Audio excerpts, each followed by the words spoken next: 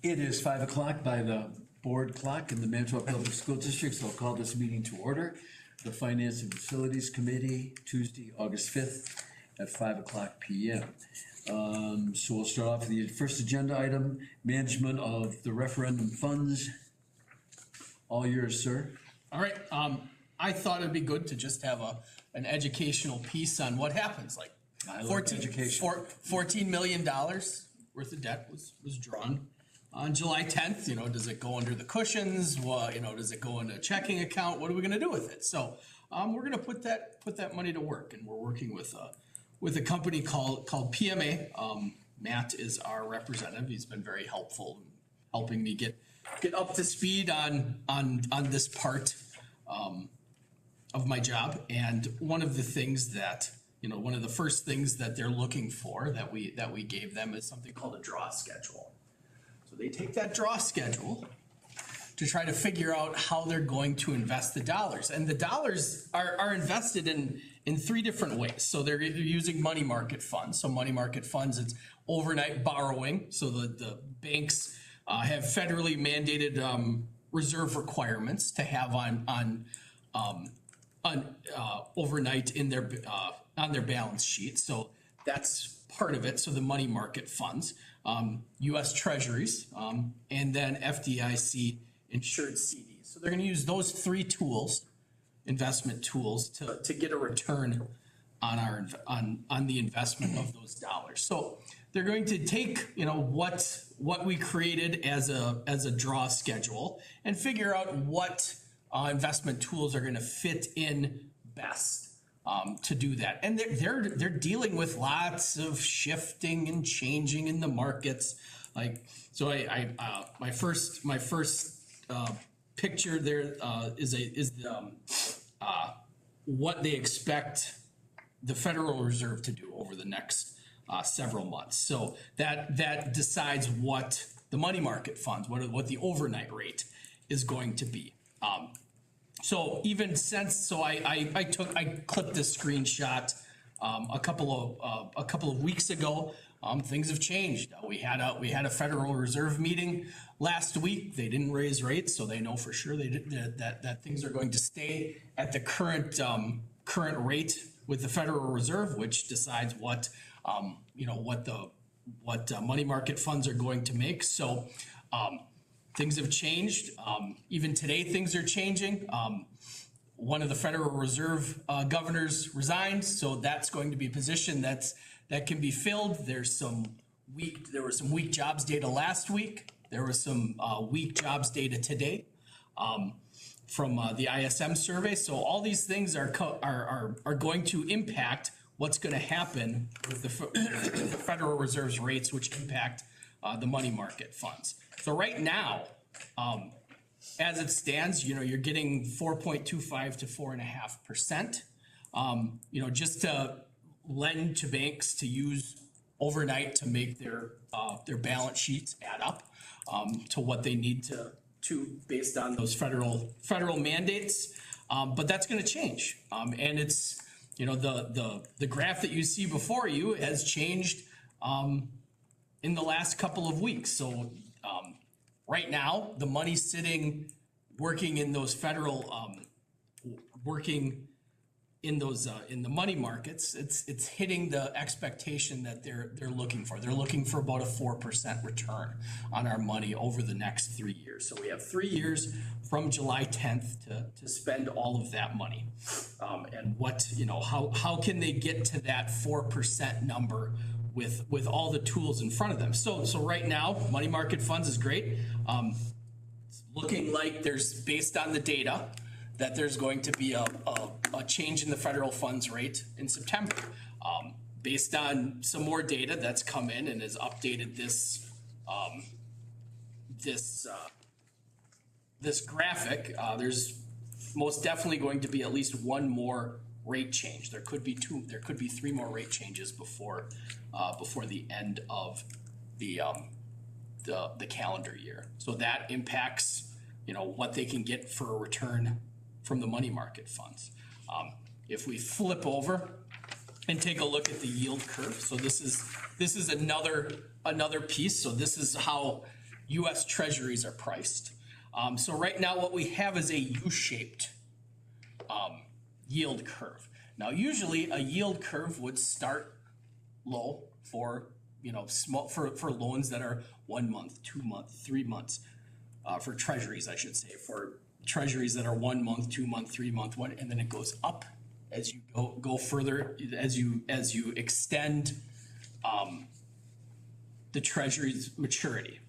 Right now, based on, what the market sees as some unknowns in the next year, 2 years, 3 years, we have a different shaped yield curve. It's a U-shaped yield curve. So actually the rates goes down as you get into those areas. Now, as things change, just like the Fed Watch tool from page 1 changes, this changes as well. A lot of these things have moved down. A lot of the yields have gone lower. So PMA is going to take all this information they have, figure out what they can get from banks for lending to them to put the money in CDs, see what sort of return they can get, and then lock that in with the draw schedule to figure out what's the best return they can possibly get. And then the next step for Mike and I is creating. So then we're going to be borrowing again another $11 million on April 1st. So now we need to figure out what the draw schedule is going to be for that. When are we going to do those projects, and how can they use both of those things, both of those pieces together, the full 25 million, to get as much return as possible. Just from talking to Matt at PMA, the target return just specifically on this $14 million are hoping to get, somewhere between $500,000 to $600,000. That's the hope, that amount of money with the projection at trying to get a 4% return, that'll bring back. And when would we get that return, after the first year? We would get that, we would get that after it's all over. Oh, after it's all over. Yeah. For the 3 years. Yeah. When the money's all drawn out.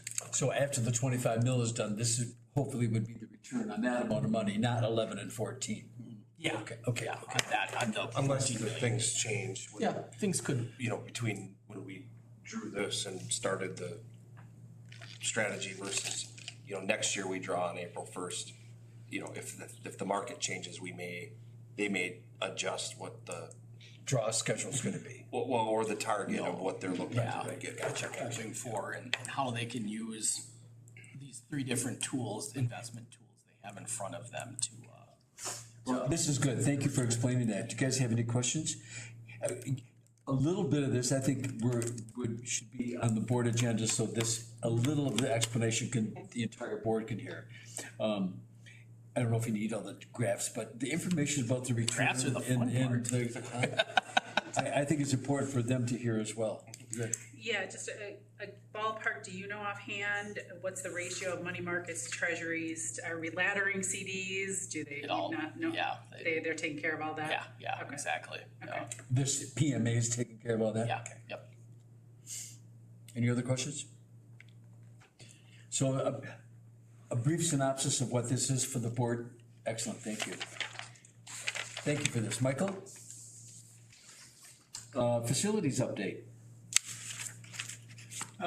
You all have a copy of the sheet. I'm doing it in a spreadsheet, and I'm gonna plan on continuing to do that month after month, because then we Okay. can see the progress on things. Baseball field has started. They're moving along on that.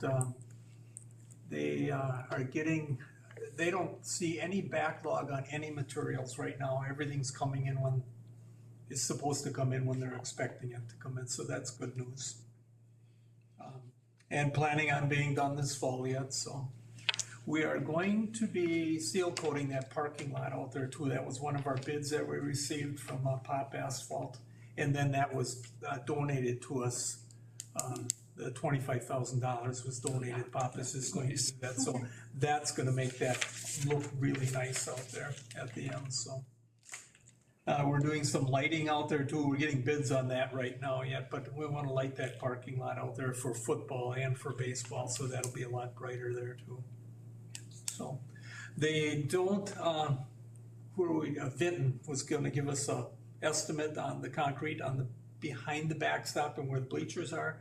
And when we met with them about 2-3 weeks ago, just verbal, looking at the plans, they said this looks like $150,000 job, and we will give $65,000 towards it. So it's fitting into the donations and all of that.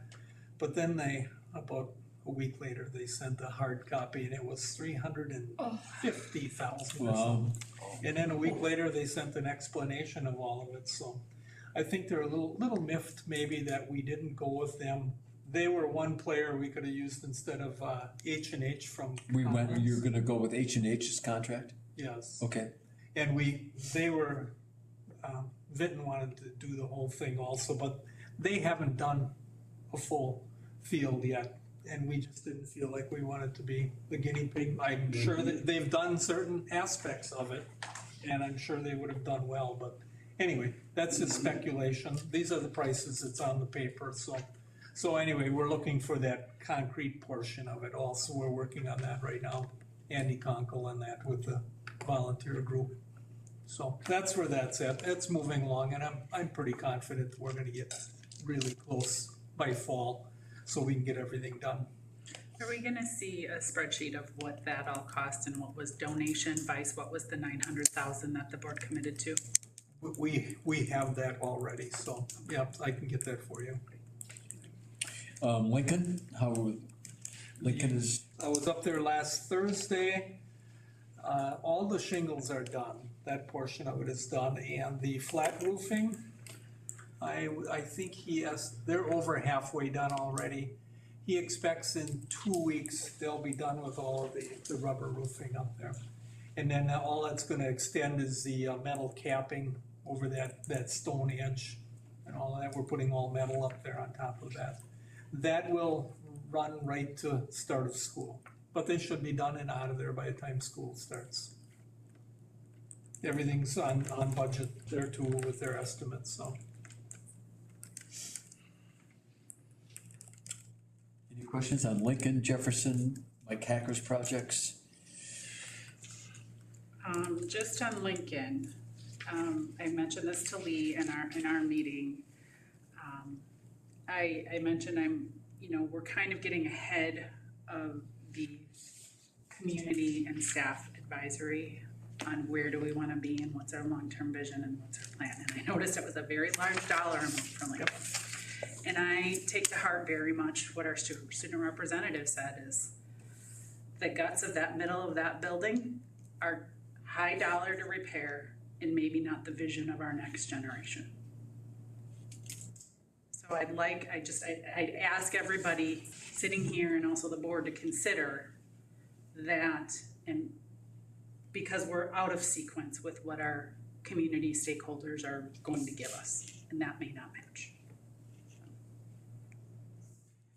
My response on that, I agree, and we all know that where we're at, we are so close on those final decisions right now. And it just keeps, we're thinking that Lincoln is not gonna be touched for a while yet, for a number of years. But we're not done with that study yet, with that community thing. And these I know I've repairs. said it a little bit like a I broken know. record, however, it's just, it was a big dollar value. But these have to be done to exist in that facility. Correct. Yes, Correct. I mean, yes. this isn't Yeah. pie in the sky fixing, this isn't like next And 100 that year was the fixing. bulk of it. The bulk of it was that roofing. Yeah, this has Yeah, gotta be brass. fixed now, or we can't even be there in 5 years, so. I agree with what you're saying, but these are not, I don't think, part of that committee's recommendation, dollar dues. This is what has to be done now to exist in that facility, so I get that. And on that note, as we're talking middle schools and all that, with the very same thinking, we have one boiler that's completely shot at Washington right now. It's a $89,000 repair. Before Dan Bealey left, he suggested you can rent the boiler. And we're getting prices on that right now, but we're just watching where we're going with these middle Right, schools and that right. stuff. The pace. I'm It's out of leaning right sync. now, I think we're gonna be ordering a new boiler, which is 4 or 5 months out. We're gonna be into winter already. We've got one boiler working over there, and we should stay nice and warm at Washington. You don't But want a if- single point vulnerability though, for Right. winter in Wisconsin. All right. Okay, Michael, thank you for this. Any other questions? Okay. Selection of board legal counsel service. This is a calendar item which has to be presented to the board every year to renew our legal service contracts. It's nice to say we just appoint, but you can't just appoint. It has to go to the board to make a decision as to who's gonna represent us for legal counsel. That has not been done in the past, but it is being done now. So that discussion is out, and it will take a motion, and it will take a second. And I'm going to turn that over to Mr. Tennis. Yeah, so I wrote a memo to you explaining what we currently have, which is we currently retain two primary law firms for legal services, Von Briesen and Roper, for some general legal counsel that we've used primarily in the area of labor. And then Beal Vetter, we use for special education and student services law. They handle all of our student discipline and things of that nature. So each July, we conduct an annual review of these services and present a recommendation to the board. Following what we've looked at, our team is recommending that we continue to retain two counsel, so that gives us some flexibility as things come up, who to use or who may be a better fit for what we need done.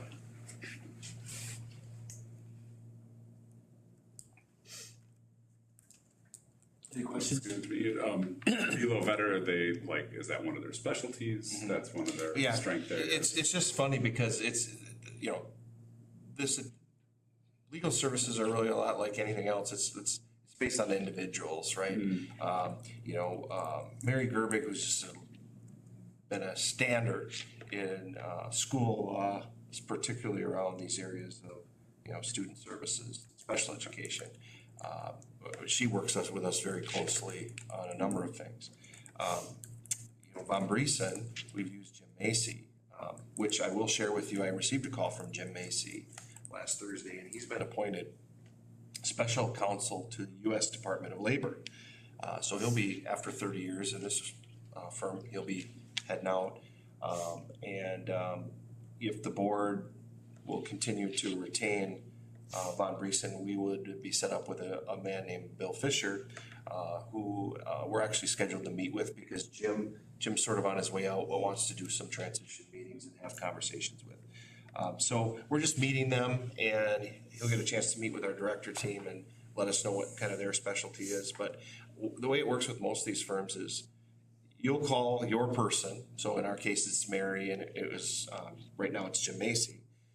So we would call them and say, here's our issue.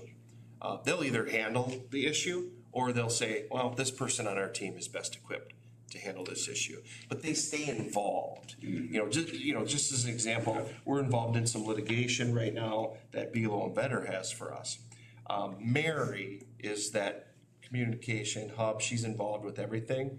But we have another attorney who's taking the lead and writing the documents and doing and if it would end up going to trial, would lead that as well. But Mary stays involved They've because got she's sort of teams. our liaison. Yep. Okay. So here's from my point of discussion, you look at Von Briesen and Roper, they're a general counsel. And as Lee pointed out, they are a general counsel. Below and Vetter are specific counsel in a law firm that has everything, from specialists to everything that the other one could do. We have had a case that has come to before Manitowoc, and a highly regarded insurance company, when we presented the case to them, would not go to Briesen and Roper because this insurance company would not deal with them. This insurance company said, but we will deal with Below. So now I'm thinking, and I have said this to Lee, why are we dealing with two insurance companies when you can go to one store and have it all? And I get there's various departments in it versus having to go shop at two centers and get referred back because insurance companies won't work with this insurance company and they will with the other one. So just a point of conversation. I see no point in having two when we can have one that delivers all the services in one quick shopping trip. Argue with me, so that's just my point. So you're correct about the insurance company on that particular case, but what I would say on that is, I'm not, you know, I don't know for sure, but my guess is it's not like they're, you know, blacklisted or anything. It's just that in that particular case, I think insurance companies want to make sure they're putting the cases in the hands of who they believe to be the best to handle that I case. would agree. In the case of having two councils, we've been very pleased with the support that we've received from Von Briesen on some labor things, on some personnel issues. They've been very responsive. You know, the board knows quite well that, you know, we've had some things that we've been able to use them for, and they've performed very well for us. Our team, we had the same exact conversation around the table over here about whether to have two or one. And my team unanimously recommended that we continue to retain Von Briesen as well. Basically for flexibility, and it doesn't cost us anything to, you know, really retain them. It's really just a matter of who's best to serve us in this case. And having an ability to pivot is also not a bad thing. I will acknowledge that Van Briesen did a tremendous job in working with the prior board president on this whole separation agreement with the former assistant superintendent and superintendent. Van Briesen worked tremendously well and extremely coordinated effort in dealing with the separation agreements of those two individuals when they left the school district. So there's merit to what you said. Again, I just raised the question, do we need to, or can we go to one and have it all? It's just a point of question. Any other discussion? Yeah, go I ahead. guess some of my questions were, it sounds like we have an existing relationship with both of these Yes, we individual do. firms. It does not cost anything additional. Back to an annual, triennial, some kind of evaluation of shopping the market. Have we also done that? Yes, you know, when we look at things in July, you know, there are several larger educational law firms that are known. We look at those things, but basically you just answered the question when you said we have relationships. And when you are able to work successfully through some pretty difficult things And we have. with these folks, you go like, okay, you're gonna pay a lawyer.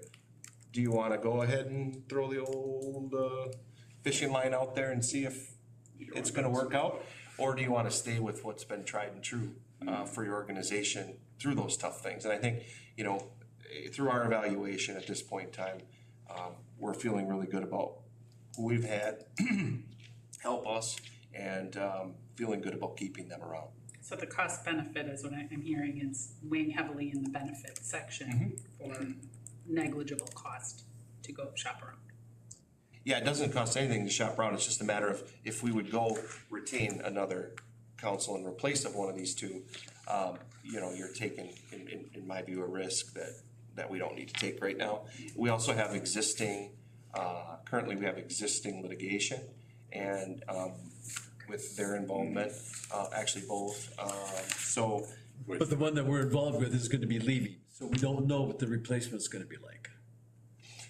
Well, we worked with Mr. Fisher, so, I'll Not to give, the depth of, not to the depth, but, you know, like I said, they're the liaison, and they'll put you in the place of the right teammate. So, just as an example, I had a Title IX question for, Von Briesen back, when I was curriculum director, and I contacted Jim Macy, and he immediately put me in touch with Bill Fisher, to have a conversation with him about it. And he answered the question in a very thorough way and did a great job. So we'll meet with them.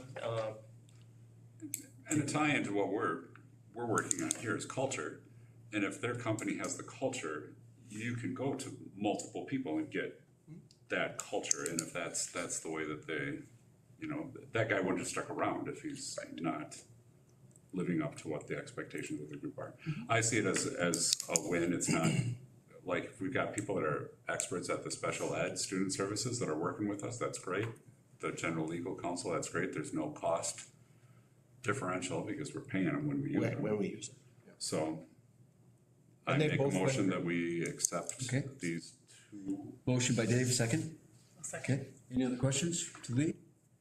All those in favor of approving this memo of recommendation signify by saying aye. Aye. Opposed? Thank you.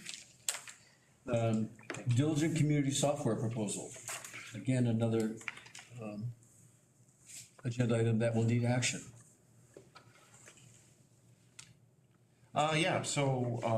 Lori's here, gratefully, and as she is at pretty much every board meeting. And I will actually turn over her to just briefly give you an overview of what she's learned about Diligent. I sort of mentioned to all of board members in my individual meetings that this was coming, but Lori can speak to it in a much greater way with more specificity than I can, so. So, Diligent, well, you know, we currently use BoardBook. I have been here, starting my 9th year, and it was fairly new when I came here, BoardBook. They had it a couple of years. I just never found it to be very user-friendly. I think it has more capabilities than what we're using it for, but it's just not, the support isn't as great as, like, they have support, but it's not as great as I would think it could be. A gentleman I got an email from this Matt Irvin with Diligent, and he's like, hey, would you be interested in seeing a demo? And I'm like, this was in April. I'm like, sure. And because I knew our contract with BoardBook comes at the September 1st. So did the demo. It was maybe 20 minutes.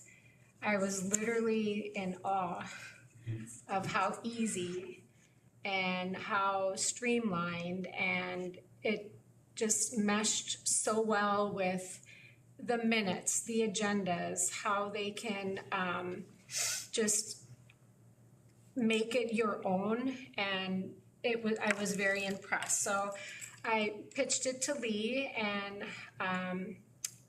you sat in with a demo, one of the other assistants, and then Jessica Dupre, our IT person. She sat in with it too, and she also feels that with our meetings and with using them, posting with our website, and also with our, like, presenting them and recording, she feels it's gonna be a much more user-friendly service as well. It is a little more expensive than what we currently pay for BoardBook. But again, I just think it's so much more user-friendly, and it looks cleaner, the agendas. It doesn't look so cluttered, like you see how these look now. Yeah. What are we on now? Still print a PDF on one document with the agenda. Like, as soon as, like, I was emailing Matt today, I said, we're presenting this to the committee, and I'm like, when are we gonna get going so we can start? And I just said, I just wanna be on the radar because I wanna start learning. I wanna start getting, Knowing ahead of time. yep, because like I said, September 1st is gonna be here before we know it. And this is an annual contract, is that what this is? Yes, yeah, and Okay. BoardBook was also, that is an annual subscription. The dollar value doesn't seem extreme for even this cost, so he said it's a little bit more, it can't be Right. much more. No, I think it was $1,800, Okay. $2,000 maybe more. Okay. I think it was 18. Well, I was on the board the first time around when we went from paper to board book, a massive, thick Yeah. paper every month to board book, which was nice. But I personally have never found board book to be easy to manipulate No. or to page through when you go back to agenda, down Yeah. through, back to. So if this works for you and this. We all pretty much diverted in our meetings with Lee. And Lori's that's gonna being like real- already. It's being very selfish, but if it's easier for me, I make a motion to accept. I would second the motion, but I'm assuming we're not losing anything from Board Book, what they do. It still has the front that faces the audience and then the side that we can see and all Yeah, that stuff, okay. yeah. Like I said, this was, a smaller version. I think once we really get into it, they're gonna start generating the templates, specific to us, and I'll start talking with them more. It's gonna be very beneficial, I think, for both Jessica, because Board Book was here before she started as well, for both her and I to get in from the ground floor with this. You'll be doing our training? Yes. Okay. Yes. And to your question, it's, everything will be retained, so say we wanna go look back, or a community member wants to go look Yes. back on something that was discussed. On the website. We retain the history Yes. of Board Book, or does it go into this new? No, that'll stay, and we do have, we have to retain hard copies of all Okay. the board packets. We have all of that, so Okay. that's always here. I have a motion. Did you second it? I thought you made the motion and he seconded it. Yep. I made the Yeah. motion. So now we vote. Oh, yeah, that's right. I I thought, said because it was easy to make a motion. because you were joking, I was like, serious. Joke became serious when you seconded it, because it made it a motion. Any other discussion?